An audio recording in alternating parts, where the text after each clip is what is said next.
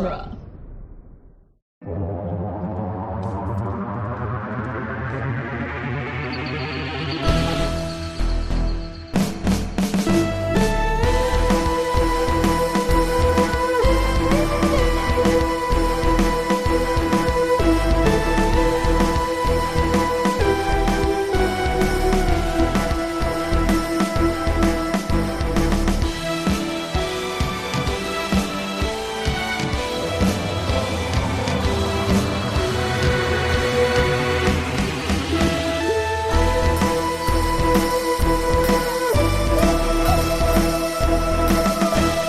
Back to the Doctor's Companion presents Doctor Who The Long Way Round, the weekly podcast where we review and discuss every episode of Doctor Who, one doctor at a time. I'm Nick Jimenez. I'm Scott Corelli. And I'm Cassandra Fredrickson. And today on the show, we are going to be talking about Minuet in Hell, the Eighth Doctor's fifth story. So before we get into it, guys, if you're listening to this, we recorded the episode and then we found out that there were some technical difficulties on my end, and then we recorded a slightly more abridged version of the episode earlier today, only to find out after finishing it that the same issue was there, and then I quickly fixed the issue on my end. And we talked it over, and we just thought the quickest way to just pull the Band-Aid off is to just do it again and to talk this about is the third time that we're talking about this terrible story. To talk about this awful, horrible story. That the more. So here's the thing: we also talked about 3 really good episodes in a row these past few weeks.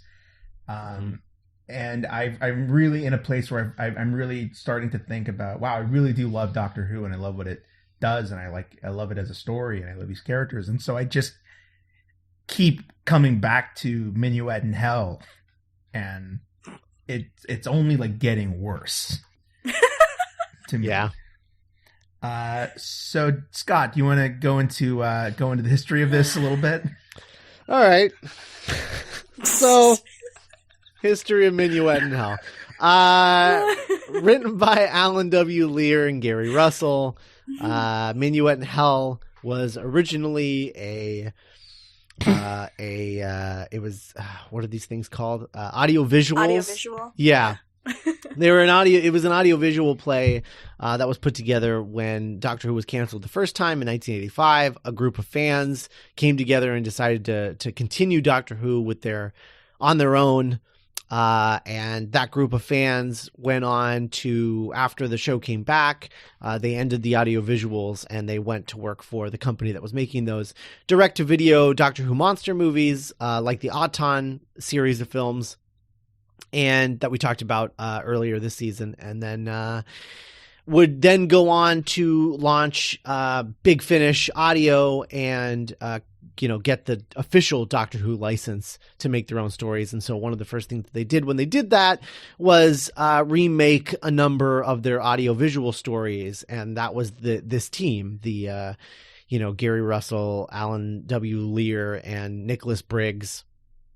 And they remade this. They chose to remake this one for some reason. And in combination with remaking that, so like one of the things that they did was that their stories starred the Nth Doctor, who was played by Nicholas Briggs, and in this story the Eighth Doctor has sort of like lost his memory, and a guy played by Nicholas Briggs thinks he's the Doctor, and so that's how they sort of played with that concept from the original show with Nicholas Briggs playing the Doctor.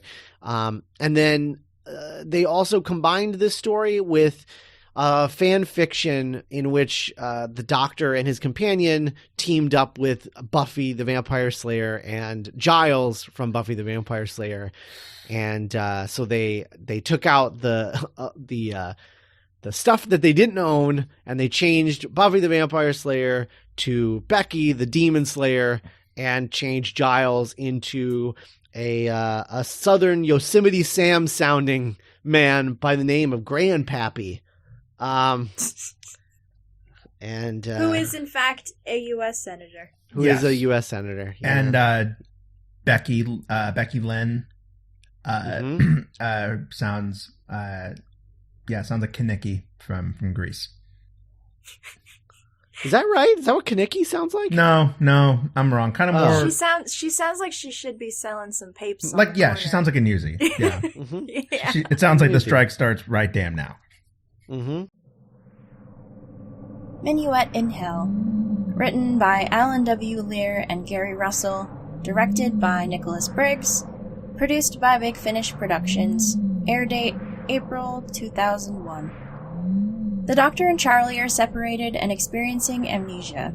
The Doctor is imprisoned as a patient in a psychiatric hospital known as the Dashwood Institute and sharing a cell with another man who claims to actually be the Doctor.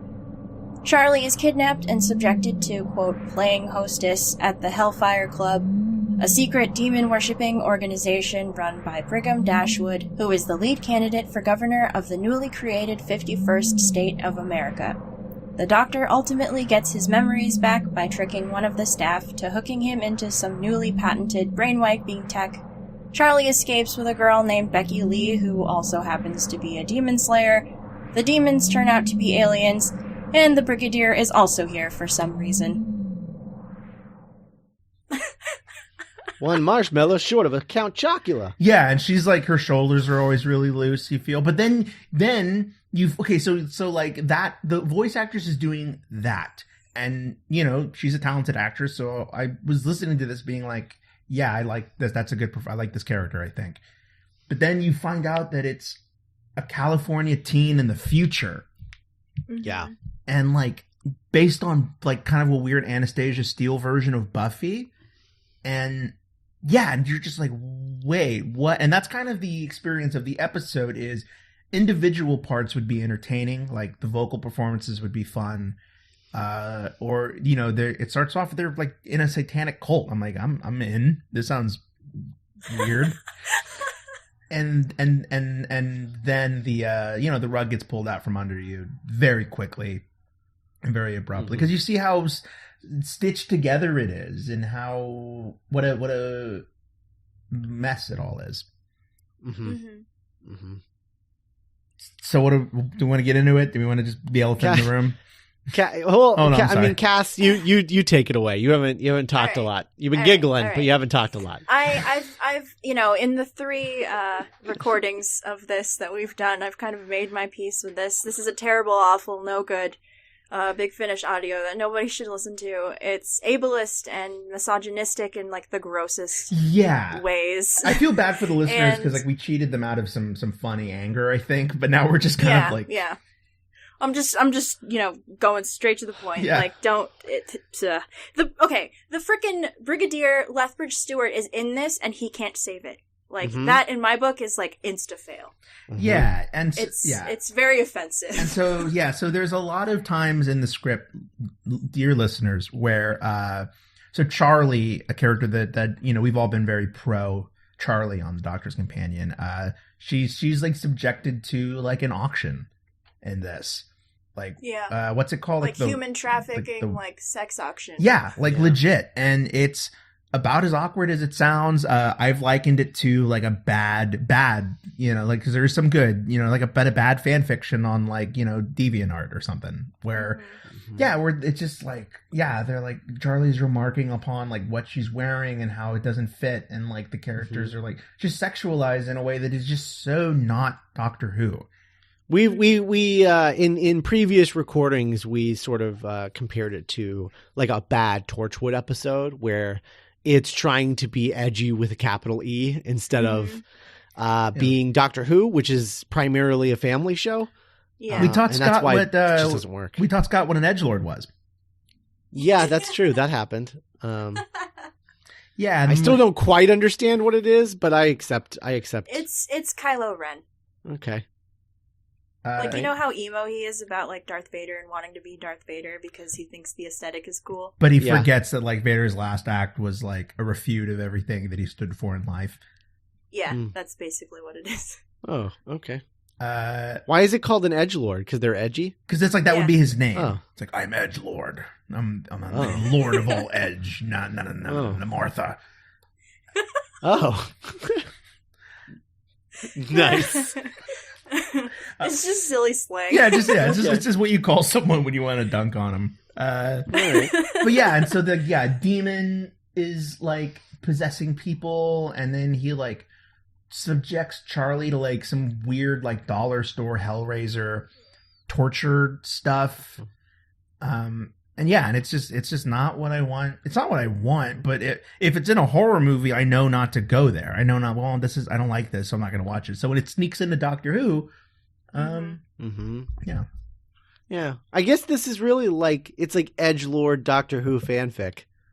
Yes. Yeah. Yes. And we talked about, the salt in the wound is, they're to take a character like Charlie that is so not that and is an antidote to that, and a character like Buffy that is, her DNA is refusing that stereotype, and then to have it feminist icon Buffy the Vampire feminist icon Buffy Summers like represent, and then to have this like crappy writer like have her be subjected. It's like, no, even you, like it just reeks of that. And we talked about the ego being the difference. Like taking the ego out of the writing and just telling a story and not having your, I don't know, that stuff. It's like two guys just grossly misunderstanding what Doctor Who and Buffy are about. Yeah, it's so and bad. Just like, yeah, go ahead. Like taking all the bad things and then trying to cobble them together like they're good things. Like, this is the reason why we watch both of these shows, but it's not. Like. Ugh. Yeah, like Ugh. It's so. If anyone ever asks me, I will say it's so bad. This episode is so bad that it doesn't even get Doctor Who wrong. It also somehow gets Buffy wrong too, just accidentally. Yep. It infects everything that it comes into its gravitational field, including and not limited to the Brigadier. That's true. It's just like it just keeps grabbing stuff. Yeah. It'd be like if they put like spikes on K9. Yeah. What's that game? What's that game where you're like a little ball that like just keeps picking stuff up as you're like rolling around? Katamari Damacy. Yeah, it's like edgelord Katamari Damacy. It's just like a blight on everything that I love. And I'm being a little hyperbolic, but like, this is the third time we've recorded it too. No, yeah, it's just like, get your weird, gross, misogynistic, grabby hands off of everything that I love. Yeah, it's like Slave Ray. It's just right. Yeah, not. yeah. Like, what are you doing? Right. And then on top of everything else, like the accents are horrible. Like the worst American accents I've ever heard are in this story, to the point where like it's worth checking out the first like 10 minutes just so you can hear the horrible accents and be like, oh my God, I didn't know American accents could be this bad. And then just turn it off and burn it. Like, get it out of your life forever. Don't ever finish listening to it. But don't pay for this. No, don't pay for this story. Don't pay for this. This was so we love you, Big Finish. We love the work you've done since, and we hope that this is just an oopsie that has been forgotten by time. But it does give us pause about how we're going to cover Eighth Doctor and Big Finish audio in general. We might change our rule about doing every single one. We might skip around a little bit more. So let us know how you feel about that, listeners. Yeah. Because we do it all for you. Right. I know, like, as Nick has said in the past, like, part of the fun of this is like kind of getting the bad ones every once in a while and be like, well, that's part of the journey. Yeah, but that's like my college like challenge brain. You know what I mean? Like, no, bro, you got to do all of it. Like that's what that's saying. Right. Well, at least with like the bad stories that exist, like visually, like there's stuff in the background or like stuff in the performance that's fun to laugh at. But like when you're listening to an audio story like this, like there's nothing to make fun of, really. Have we brought up on this recording that this was 2 hours and 26 minutes long? No. Okay. No, but yeah, it's horrible. That didn't help. Long. It's so long. Yeah. It doesn't need to be. And then just the weird women hating kink stuff was Yeah. also, it just made it feel longer, and it was just super a bummer.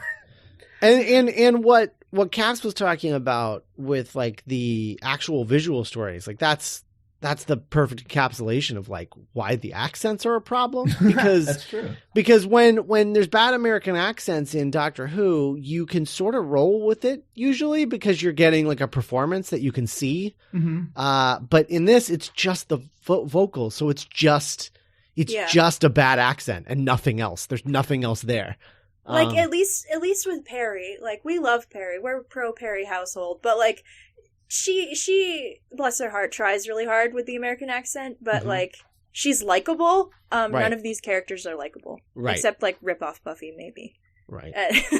And she's more like she's likable in a way where you're smiling, but your head is kind of cocked to the side, where you're like, what are you doing here? What are you doing? What is this? What is this?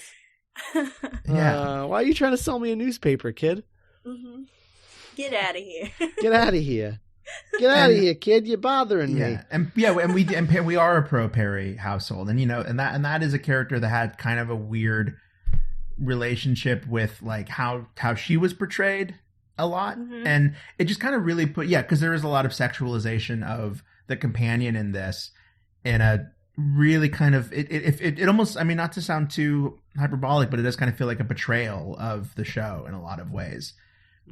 Where from the bedrock, this was a show that had young women in positions of like curiosity, and having that curiosity be rewarded and like shown the adventure of it, and then to have her be like literally punished and tormented because of her femininity. And it's about as bad as it could possibly get. They try to sell her for more money because she's so pure. It's icky. And we also talked about as big as those big set pieces of awful were, the episode is littered with tiny little microaggression dialogue of like characters being like, well, of course we live in a society where that's normal, herp da derp, and like not even and it's a prickly listen, to say the least. Yeah. So let it hopefully die forever. this will be the last time we ever have to talk about it. It's definitely the last time I'm talking about it. Bye. Yeah. Let's all we're like that. It's like that scene in Office Space with the printer or whatever. Yeah. So we apologize for this being so short. But oh man, this is the third time we're recording this, and it's not good. This has been like torture, and to make up for it, the rest of the season is going to come out sooner than once a week. So be on the lookout for those because they'll be popping up periodically throughout the week because let's I want to reward you guys for dealing with a 15-minute episode. Sorry. We spent more than a minuet in hell. That's for sure. Oh, we were the minuet in hell all along. Oh, jeez. Oh, I want to die. Anyway, bye.